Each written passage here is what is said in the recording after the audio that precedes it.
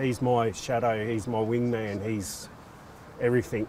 You know, even though I've got a wife and three lovely kids, you know, I love them to death. He's part of the family to them as well. Boy. Yay, good boy. We really do need a multidisciplinary and multi-pronged approach just to help people transition, build a meaningful, positive future, as well as deal with some of their symptoms. And that's where the use of service dogs has proved invaluable. When you have a post-traumatic stress injury, often you get quite isolated, and so service dogs seem to be able to fit in that gap.